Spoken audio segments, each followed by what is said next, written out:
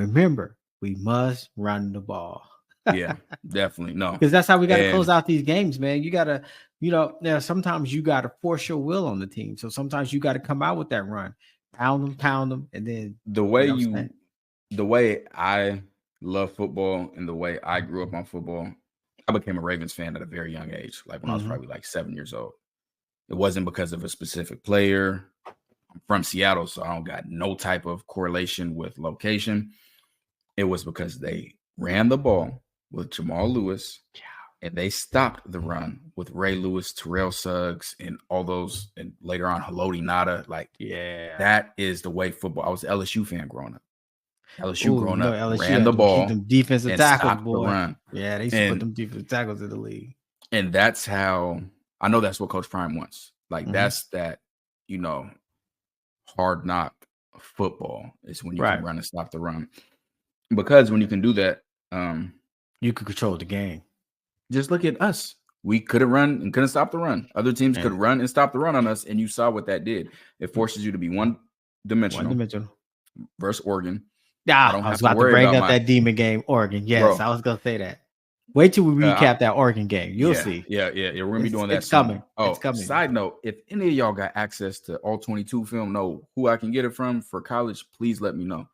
All right, drop it in the comment section. I really want to be able to break down that film and see more of that. But the Oregon game, the DNs could just pin their ears back and go get the quarterback. When you're worried about the run game, you can't get too far into the backfield. Can't exactly. That's exactly right. But when you're not worried about that, you're not worried about creating any running lanes because ain't nobody gonna run the ball. So you can just focus on pass rushers. You can get exotic with your blitzes. You can do a whole bunch of stuff when there's no threat of running. Right. And then when you can't stop the run, I control the game. And that's why you see a team like the Ravens, when they get up in a game, it's hard for a team to come back because they can control the tempo, they can control the flow, they can control the clock. That's why I knew Michigan was going to beat Washington, because Michigan was going to run, and they were going to run, and they were going to run. And you get in there, you start passing, and you got a 3 and out. You gassing your own defense. That works against you. Like that. I'll tell you what works against you. I done play games where we got blown out with big pass plays. Fine. But when a team's running the ball and you can't stop them, that is one of the most demoralizing things in football. Because it's physical, you in the trenches. Right. That is domination, play after play after play. Not being able to stop a team from running, it really is a dagger. It's like it messes with your mental. So I mean, we saw it. Like when we play teams, we could not stop the run. It's like they're gonna do whatever they want to on us. And like I've been there. Man, we played Auburn. Auburn had when I was at A&M, Auburn had maybe like 100 passing yards. They probably had 1,000 rushing yards. I mean, I'm not playing. They was running it everywhere. And bro, I was playing safety. It got to the point where my coach said, "Hey, we run cover one, whatever, you're not going back." He said, "Hey, come up to 8 yards and you attacking the run." I had 12 tackles that game, and I didn't even play like the last 4 series of the fourth quarter. Like I was in the run game every single time. And that's what it forces you to do. When a team's running the ball effectively on you, it forces you to try to figure out ways to put more players in the box. Right. And when you have to put more players in the box, then you open up the pass. And from what I've researched, Pat Shurmur is really big on play action pass. Bro, funniest thing ever was when we tried to do play action passes last year. Like, who are you fooling? Ain't nobody worried about our run game. Ain't no play action. Like, if I was a safety, I'd be like, go ahead and run it. I ain't coming up for that. We know y'all putting it in Shedeur hands, but boy, let me tell you, that run game get rolling. It's going to establish a run game. Establishing the run changes football. Some of the top, I think, West Virginia, Kansas State, and the Big 12, they run the ball a lot. Mm-hmm. Now, the big dog in the Big 12 right now is Oklahoma State, super pass heavy. Mm-hmm. But there are some teams that run the ball. Now, is that because they want to run the ball or the quarterbacks are terrible? For Kansas, their quarterbacks were terrible. They had no other choice. So we're definitely going to have to be able to stop the run. But like you said, establishing the run, man. If we can But if you establish a run, run, that also helps you stop the run on the other side, right? Because bro. I'm taking these long drives down and I'm getting these touchdowns. Either And you're gonna have to start passing or you just yeah. gonna lose. And something people don't realize about how much the offense affects the game. Right. The worst thing the defensive player can hear on the sideline is punt alert. Punt alert means it's third down, and if we don't get this, you're going back on the field. Bro, I can't tell you how many times in my life, especially at Alabama A&M, bro, we just come off the field, big stop. We sit down on the bench, we passing around Gatorade. I just get the bottle. Punt alert. I'm like, huh? We just got off the field. We got to keep going back on the field. Yeah. And that's what happens a lot when offenses aren't controlling the tempo, when they're not controlling time of possession, when they can't run the ball, is you throw 3 incompletions in a row, your defense is back on the field. Again. So now your defense is tired, your defense is gassed, and you can't provide them rest because all you're doing is throwing the ball. And if you're not getting first downs, then they just keep going back and back and back. That Oregon game, we weren't in bad shape early on. But when we kept getting 3 and outs, that defense is continuing to go out there and go out there and go out there. Back to when I was at A&M and we played Auburn. Actually, let me pull that up, because something with that game is we were playing that game great early on. Right. But what happened was as far as the defense, I'll say that as far as defense, we were playing fantastic. But what happens is at some point, you can't keep going out there when your offense isn't doing anything. And no, I agree 100%. Yeah, until 3 minutes left in the second quarter, basically right before halftime, it was 14-0. We're at FCS HBCU school. Auburn was ranked number 15 in the country, went on to beat Bama the next week. Ain't no way we should be getting ready to go into halftime 14-0. Our defense was balling.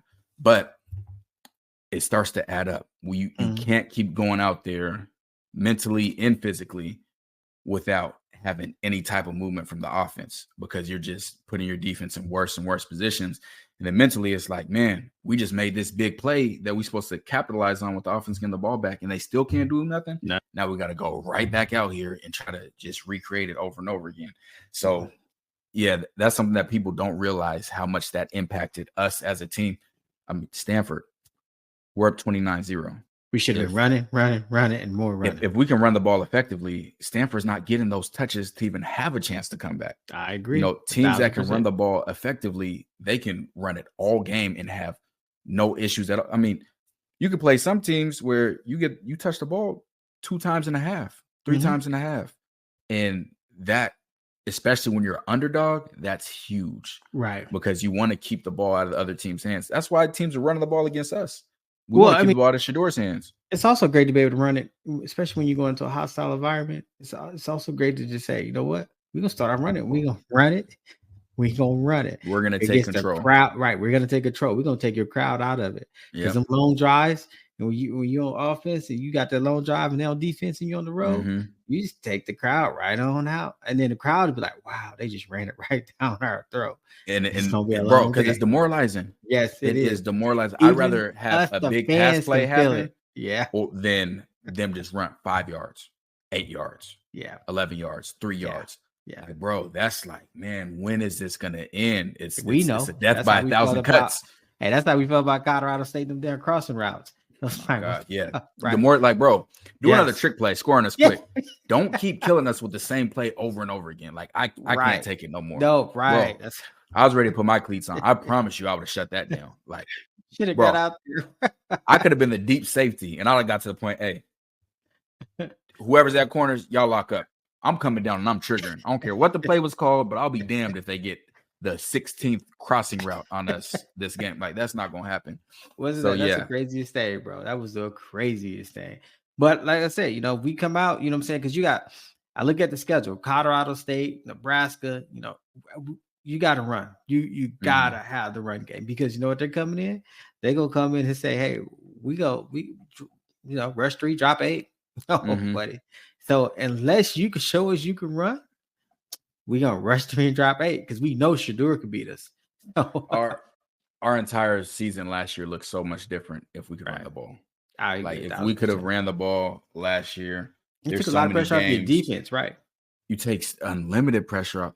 The best time when I was at Nevada on defense, even though unfortunately they used to score quick.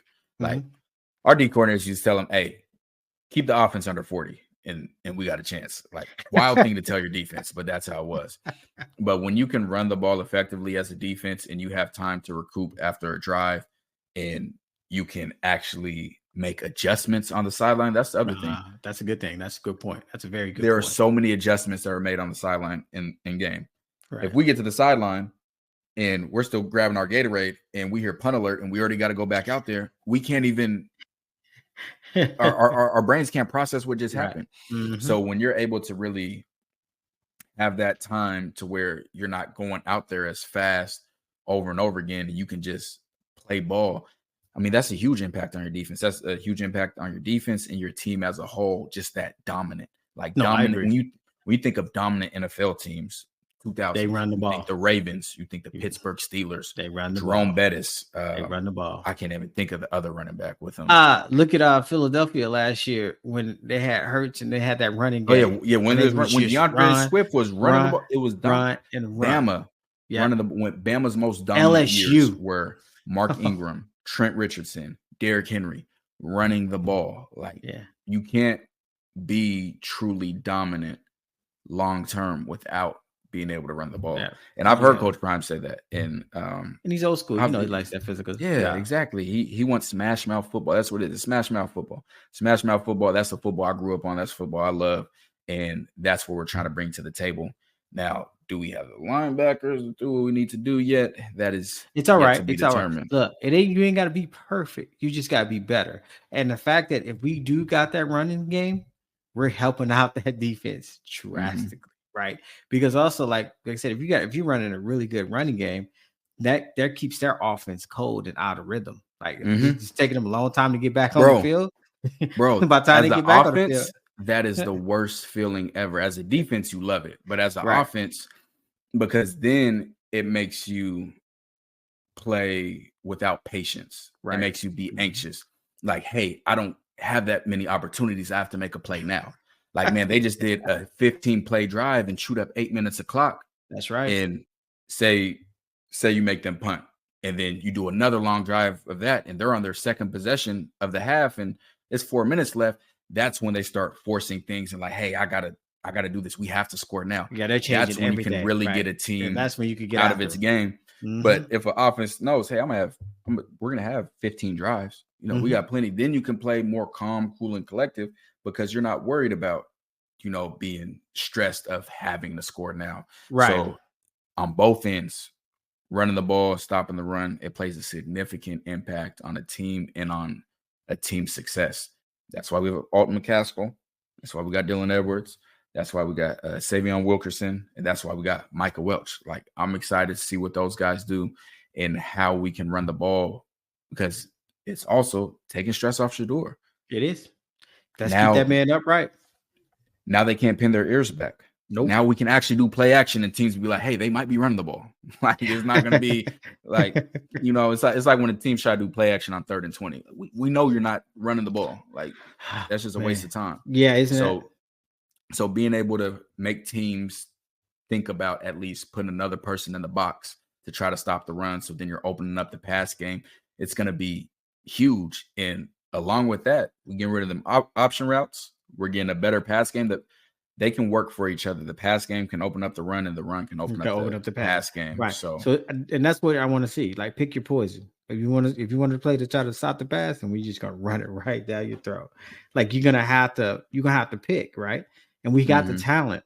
Like I said, long as the trenches is right. No excuse this year. We got the talent at every position. It's going to be a roll. We got to see linebackers. We got to see. I'm about to say we got to see linebackers. Now, hold on. See linebackers. But it's okay. Everywhere else, we know we got the talent. If we could run the ball, we helping out the linebackers anyway. And if the defensive line could get to the quarterback, you helping out the entire defense. Well, we're excited about the defensive linemen. We are excited about them. And we got some big uglies that I think are going to be good run stoppers. Yeah, remember though, and then we still got to see the roster after spring ball when everybody start moving again. Yeah, right? Nobody's talking about that yet. Hey, we need to probably look at bringing some more talent here, or you're gonna see this roster will not be the same after spring. there are going to be some guys that leave.